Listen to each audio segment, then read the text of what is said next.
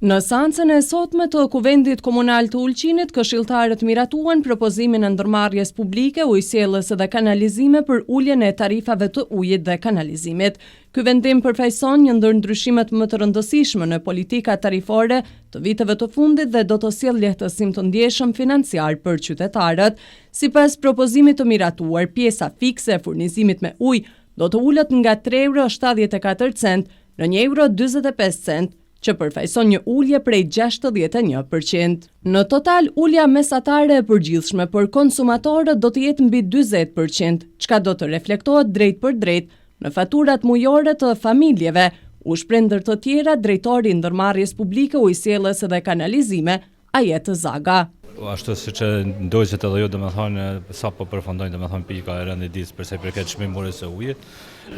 Normal domethënë u votua nga të gjithë këshilltarët, pasi që është bërë një punë e mirë për sa i përket çmimit të ujit.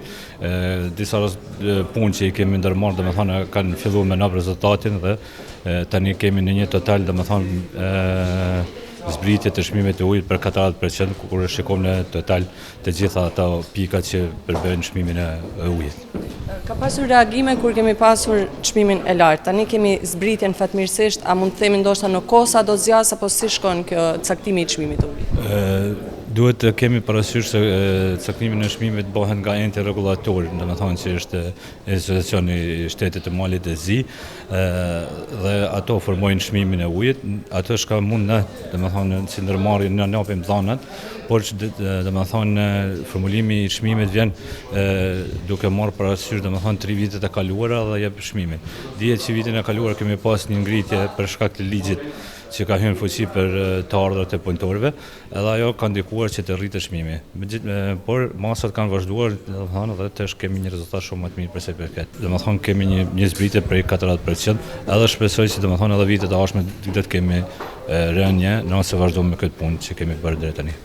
Keni qenë të angazhuar gjatë kësaj jave, le të themi edhe nga rreshtet e dëndura që kanë shkaktuar edhe përmbytjet. Ku ka qenë intervenimi më i madh dhe a shohim problem në mbylljen e shahtave apo çfarë mund të themi që është vërejtur në teren? Është e vërtetë, domethënë ashtu siç na keni shikuar edhe ju, na keni përcjellur me në momentin që mi vjen ndjeni nga shtabi i komunës së Ulqinit, me kryetarin e komunës, ujësjellës dhe kanalizimi ka vlerësuar seriozisht situatën, kemi dalur domethënë në teren me të gjithë mekanerinë e nevojshme dhe që kemi në dispozicion ne si ujësjellës, kemi ndërhyrë në disa kanale kulluese ku kemi bërë zhbllokimin e tyre, njëkohësisht kemi bërë edhe spostimin e kapakeve të shahteve, për arsye që të kemi një largim sa më shpejt të ujit dhe të shmangim domethënë ndonjë shmangim problematikën më të madhe që ka mujt me ndodh që të kemi edhe përmbytje të shtëpive.